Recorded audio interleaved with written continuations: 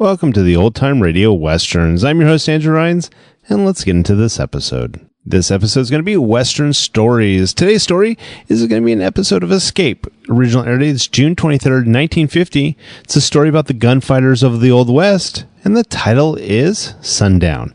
Hope you enjoy, and again, thanks for listening. Tired of the everyday routine? Ever dream of a life of romantic adventure?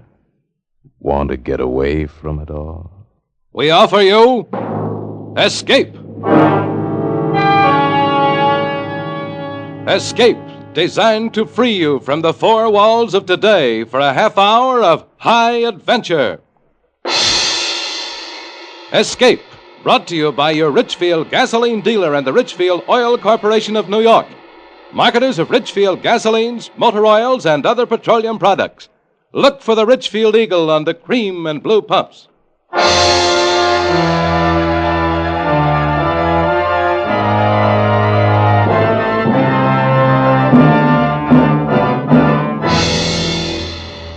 Tonight, we escape to the Old West in the story of a boy who never owned anything but a gun.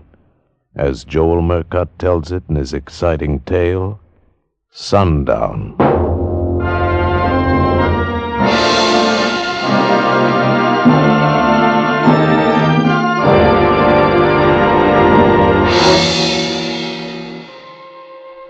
The sun is kissing the top of the mountains, and in a minute the shadows will start to sneak along the street. It's sundown, and you can't do nothing to stop it. Everybody knows that.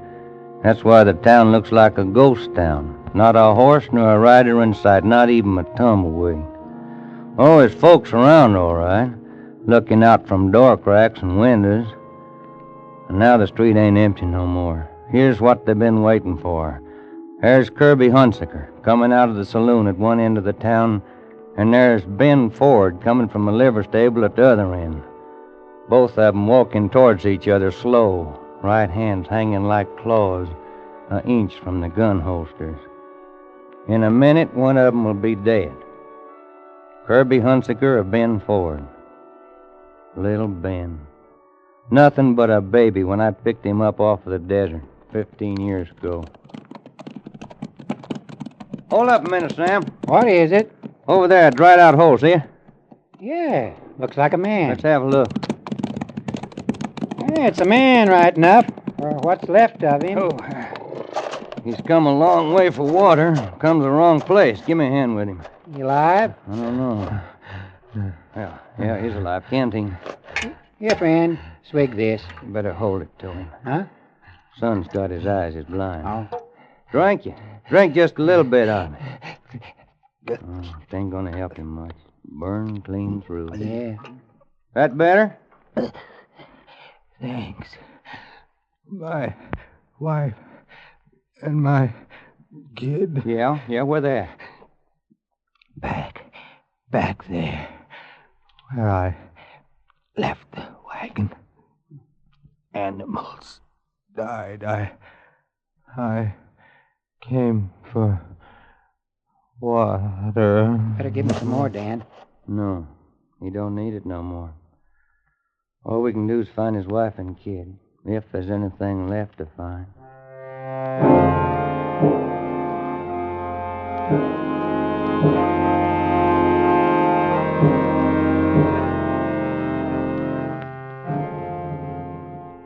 There was something left. A sun-baked wagon in the midst of that hellish inferno, a dead woman and a kid. 5-year-old boy. His face is burned, his lips is cracked with fever, but his eyes stared out across that desert like they was following some nightmare that nobody else could see. He didn't cry, he didn't whimper, he didn't talk. We gave him water and he took it. Wasn't no place to send him, and he just stood there watching us as we buried his mother. Well, what do we do about him? A kid? Take him with us, I reckon. Ain't much else we can do. Well, ain't nobody on the ranch to take care of him. No, ain't nobody here neither. He's like a little cactus, Sam. He'll grow or he'll die.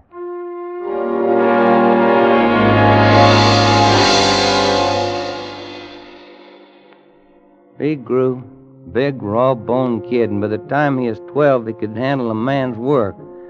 And I had a feeling for him, a feeling like he was my own. A feeling that could make me hurt when I looked at him. Dan, Yeah, Ben? do I have any money? Well, yeah, I reckon you have. You worked for your keep. How much do I have, Dan? Well, now, I don't know. It takes some figuring. But this is your home, boy. Everything that's here is yours. Do I have enough to buy a horse? Why, I reckon so. Then I want my own horse. See. All right, boy. Take your pick.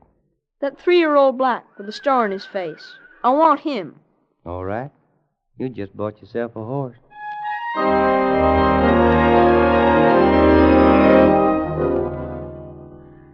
Yeah, he'd bought himself a horse, but it was more than that to him. It meant he had something that was his, come flood or thunder, something in the world that belonged to him and not to nobody else. It gave him a reason for being alive, and he started to build his life around that black horse. No horse ever got care like that.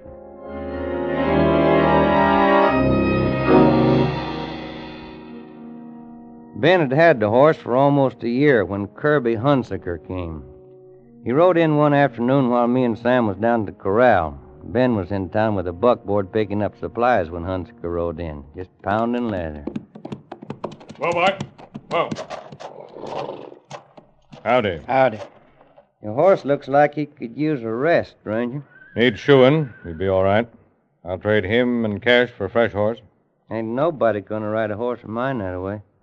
Maybe you didn't hear me. I said I'm going to trade him. That means I'm going to trade him. My name's Kirby Hunsaker. He said the name like it should mean something, and it did. Kirby Hunsaker, a name that was drifting all over the West with a trail of blood behind it. Stagecoach drivers and travelers carried it on their tongues, and he knew it. He had a face like a woman, and eyes like a steel trap, and there wasn't no glove on his right hand. It was brown and weathered from sun and wind, and it hung close to his right side like a claw, never more than an inch from the butt of his gun. A gunfighter. If you're thinking it over, you're wasting my time. Better do it, Dan. All right, Hunsaker. I'll take the black with the star on his face. Put a rope on him. I said put a rope on him. Not that one. He ain't mine. I ain't asking whose he is. Put a rope on him. Any other horse, any one you want, even trade. Get that horse and keep your hand away from that gun. Dan, do what he says. You can give young Ben the Palomino. He's just a kid, and a horse is a horse. He'll forget about it. No, he won't, Sam. He won't never forget it. Pronto, friend. Put a rope on that black pronto. There wasn't nothing else to do. Hunsaker saddled Ben's horse and just lit out down the trail. Me and Sam just stood there. We were still standing there when Ben brought the buckboard back from town. I watched his eyes go to the corral like they always did, and then he turned and looked at me and Sam like we was a firing squad. Where's my horse, Dan? I told him. His face was like stone, but there was a change in his eyes. They got back that same look they had the day I picked him up half dead on the desert. Lost and robbed and helpless. You let him take my horse. Well, that Palomino's worth twice as much, boy. Not to me, Dan. The Palomino ain't mine. Yes, he is. 'Cause I'm giving him to you. I don't want him. I want my own horse. Hey, simmer down, boy. You come back Let here. him go, Sam. Let him go. He'll cool off. We might as well unload this here buckboard. All right, I'll drive her on up to the house. Get up there, boy. Hey, Ben! Ben, wait! Hey, that fool kid ain't even using a saddle. Crazy. He's going after Hunsaker. What? Hurry up, Sam. Saddle up. Hurry up.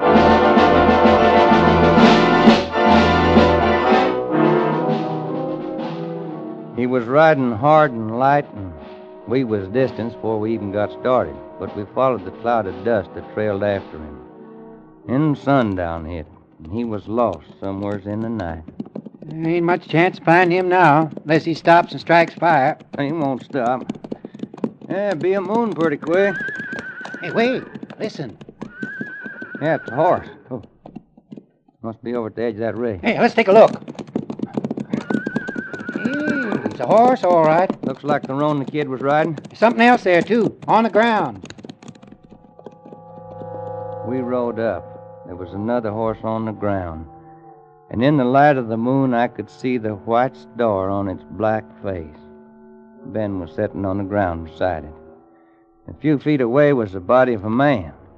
I rolled it over face up. It was an Indian. There was a bullet hole in his head. What happened, Ben? I don't know. This is the way I found him. What's wrong with Star, Ben? His leg's broken. Oh, or I must have stepped in the chuck hole. Yeah. Then the Indian come by and Hunziker give him a bullet in exchange for his horse. Huh? Tracks in the dirt there. It's a good thing the boy didn't catch up with him. Yeah, it is. That's a bad break he's got there, boy. I know. Ain't nothing you can do for him. I know. Well, now, why don't you just ride on back to the ranch of Sam? Yeah. I'll stay here for a while and catch up with you later. You don't have to do that. Lend me your gun. Oh, now, look, boy, let's ride off, you and me. No. He's my horse, Dan, and I've got the right to shoot him. Yeah, Ben, I reckon you have. Here's my gun.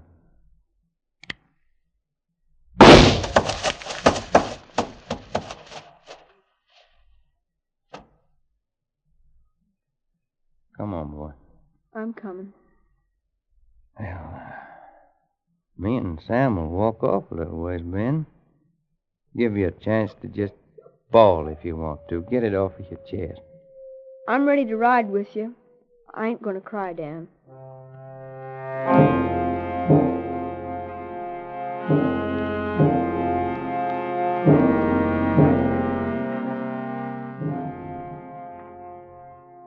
He didn't cry. He hadn't cried when I picked him up off of the desert, and he didn't cry then. But the tears was inside of him someplace where they couldn't get out. Never showed in his eyes, though. Something else showed there instead. It was hate. A hate like a pure white flame. I could see it burning there when we got back to the ranch that night. What'd you say his name was, Dan? Who's that? Whose name? The man who took Star. Hannigan, I think. Yeah, Jim Hannigan. That isn't what you said before, Dan. I want to know. Hunziker. Kirby Hunziker. You better go in and get some sleep, boy. Ben, you can have your pick of anything in the corral. I don't want another horse. Well, when you see something that you do want, you just holler it's yours. That's a promise. Anything, Dan? Anything. All right, then. I'll take your gun. My gun? You promised, Dan. I promise.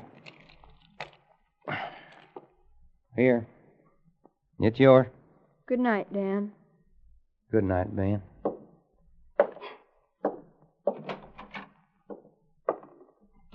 Why, in all my days, I never heard of such a lame-brained thing as giving a kid like that a gun. Now, he'd have got one somewhere sooner or later. And if I know him right, it'd best be soon. Oh, he's only a boy. 13. You get to be a man fast in the next few years. And we can hope for him to get better sense. You're just wasting your hopes, Sam. I'm turning mine the other way. I'm hoping that Kirby Hunziker don't never come back here.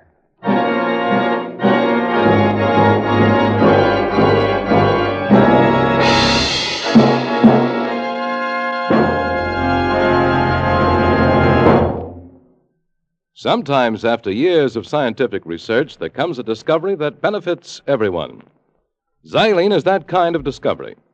Xylene is a super gasoline component with one of the highest anti-knock ratings known to science. And today, Xylene benefits you whenever you use Richfield gasoline. Your car comes alive with new flashing power when you use Richfield gasoline with Xylene. For faster getaway in traffic, for new sustained power, for higher-than-ever anti-knock qualities, Richfield gasoline with Xylene is made to order. Get Richfield High Octane at regular price for the average motor. Or Richfield Ethyl. Ethyl at its best for finest results in the highest compression motors. Each Richfield gasoline contains Xylene. Each is a leader in its class. Tomorrow, get a tank full of Richfield gasoline with Xylene. Test it against the gasoline you're now using. Feel that Xylene zip. Stop where you see the Richfield Eagle on the cream and blue pumps for Richfield gasoline with Xylene. And now we return you to Escape.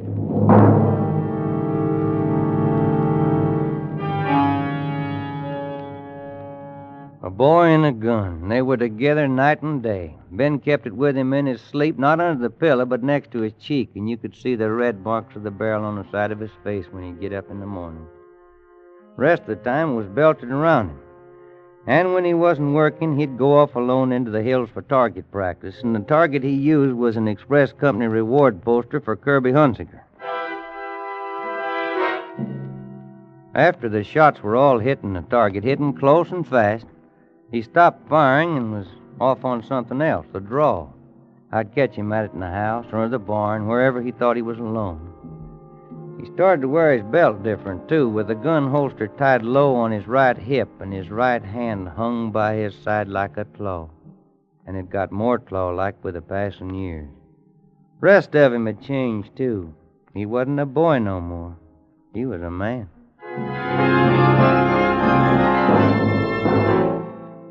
We heard about Kirby Hunsaker. More and more we heard about him. His name had gotten big since he took a kid's horse. Got to be one of the three names mentioned most when the talk in the saloons turned to gunslingers. Jim Dunn, Boaz Watson, and Kirby Hunsaker. Killers for hire for any dirty job outside of the law, but all jealous of each other, all bound to meet someday and find out who'd be just a flick faster on the draw. And Ben had to be there the night a stray cowpuncher stopped in to rest his horse. More coffee, stranger? Thanks. Reckon I will. Watered your horse. Sure needed it. You must have come a long way. Yeah, from Goldfield. Been riding lucky, though. I come through Flagstaff just in time to see the fight. What fight? You mean you ain't heard about it? I must have been riding faster than I thought. You ought to seen it. Never was a gunfight like it. Who was in it?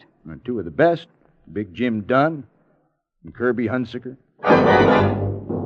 Ben grabbed the edge of the table and his face got as white as borax, like a lead bullet had hit him in the guts. Which one of them got it? I prayed for the right answer. The answer that would have been right for me, not the one Ben wanted. Oh, Hunsaker beat him. Dunn never cleared his holster. Color come back into Ben's face, and that pure white flame I hate burned in his eyes again. Hunsaker got the draw on Big Jim Dunn? Oh, yeah. I wish I could have stayed in Flagstaff. Boaz Watson someplace in the territory, too. And as soon as he gets wind of it, he'll be on Hunsaker's trail for a showdown. Well, if Dunn never cleared his holster, then the man ain't born that can outdraw Hunsaker. Boaz Watson thinks he can. He's been itching for the chance. It's a chance he ain't gonna get. Ben, where are you going to? Just thought I'd take a little ride, Dan. Flagstaff? Flagstaff, Dan. And don't try to stop me.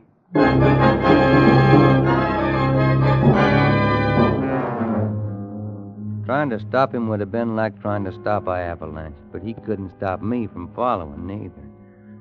He rode day and night, trading mounts on the way, and I was an hour behind him when he reached Flagstaff on the third morning of his ride and started his hunt.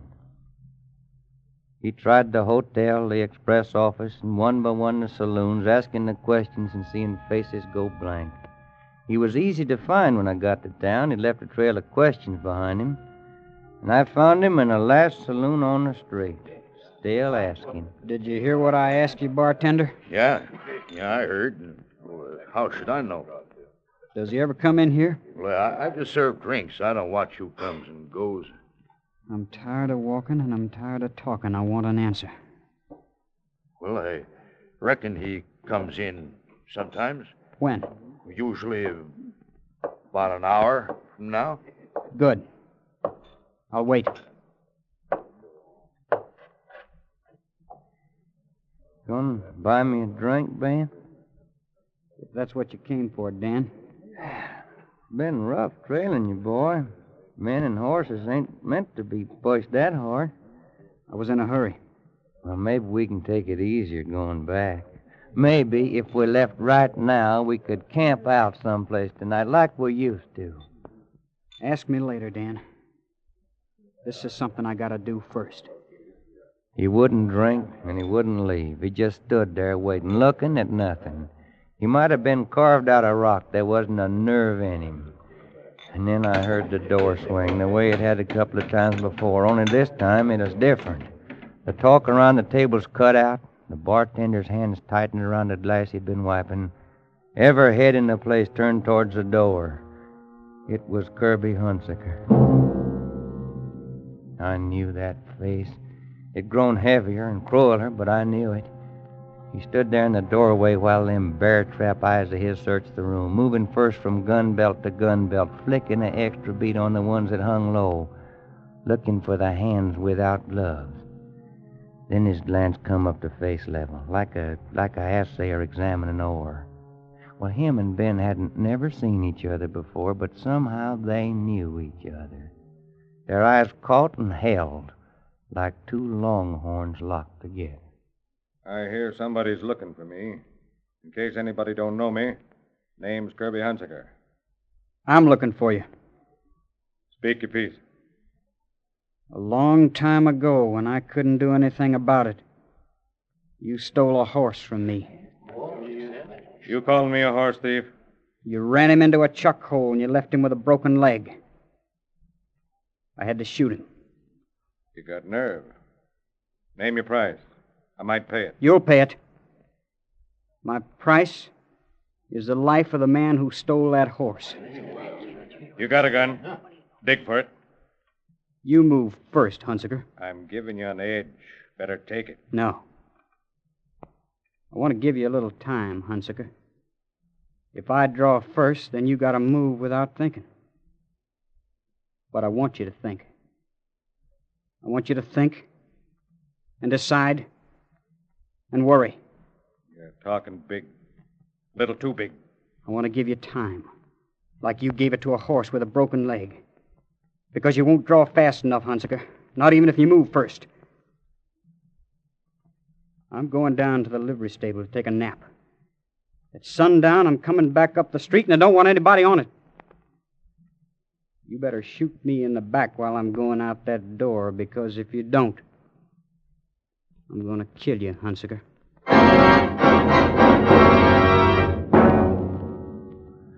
The flame was in Hunsaker's eyes, too. But it was a man's hate, not pure and white, but diluted with the memory of the way Ben's gun hung, and diluted with just a shadow of fear. Ben went back and slept like he said. I sat beside him for the best part of an hour. Then I shook him, kind of gentle. Sun's hanging pretty low, Ben. Just about time to get up and wash. Why don't you start for home, Dan? I'll catch up to you later. Well, I thought that I'd wait up at the hotel. All right, Dan. See you later. Yeah, Ben. I'll see you later.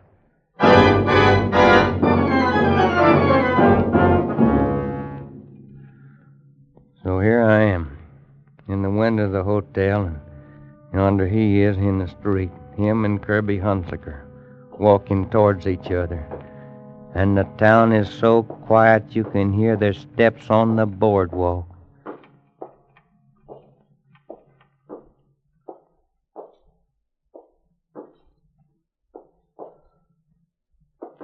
The fingers of the right hand is clawed like hooks, almost touching the gun butts. Don't even seem like the sun is moving anymore. Like even the shadows is glued there on the ground waiting for one of them hands to move. 'Cause when it comes, it'll come fast.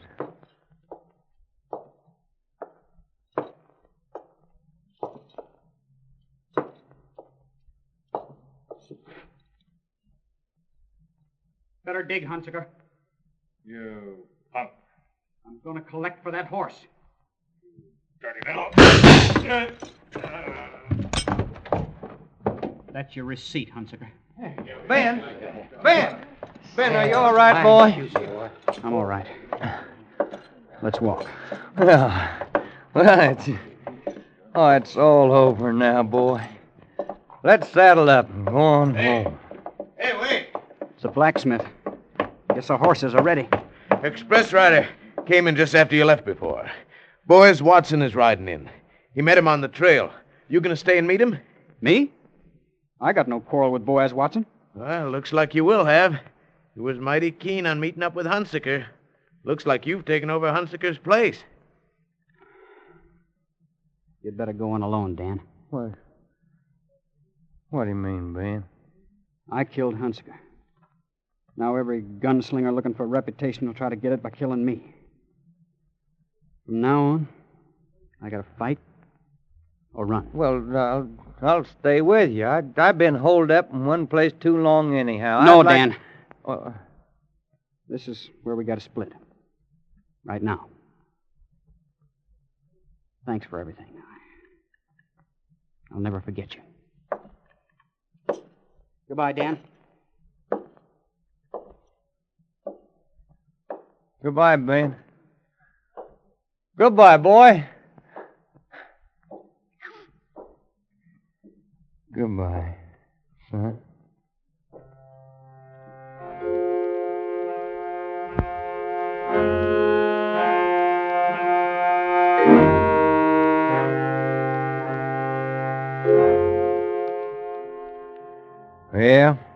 Yeah, he's a gunfighter now. The gunslinging madman will see to that. But he won't never be an outlaw like Kirby Hunsaker or Boaz Watson or Jim Dunn. He kill if they force him to it. But ain't nobody never gonna buy his gun for killing. 'Cause he's got to own something. Desert took his family. I couldn't make up for him. Kirby Hunsaker took his horse, and he'll never really own another one. But there's one thing he's got in this world. That gun. That gun is his. He owns it.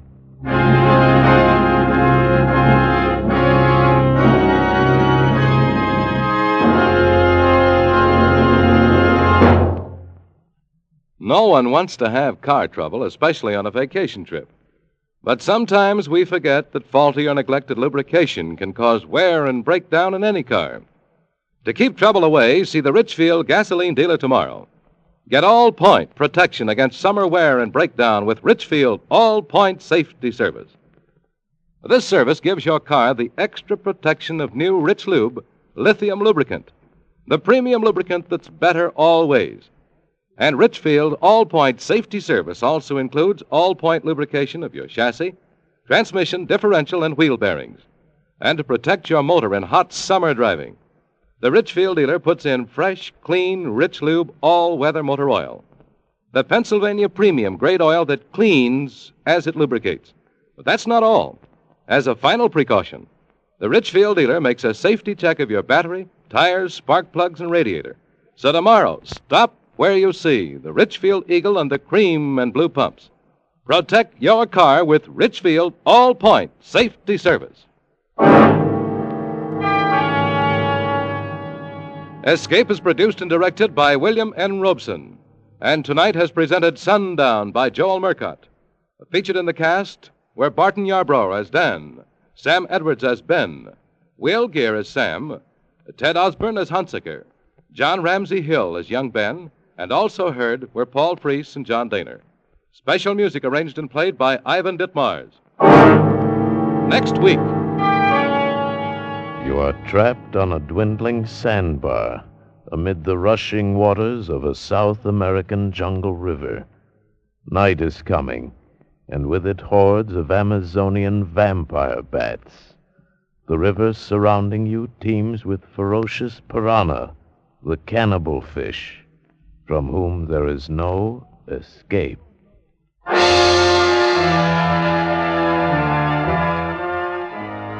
Next week at this time, the Richfield Oil Corporation of New York invites you to escape to the jungles of South America with a seething tale of terror and violence, as James Poe tells it in Bloodbath, starring Vincent Price.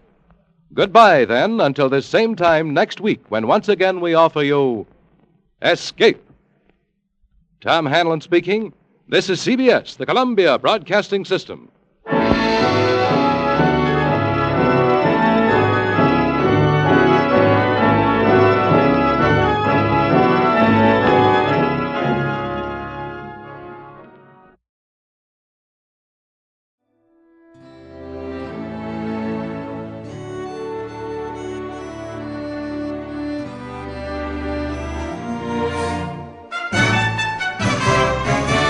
This has been a presentation of OTRWesterns.com, and we hope you enjoyed. Please take some time to like and rate our shows in your favorite podcast application. Follow us on Facebook by going to OTRWesterns.com/Facebook.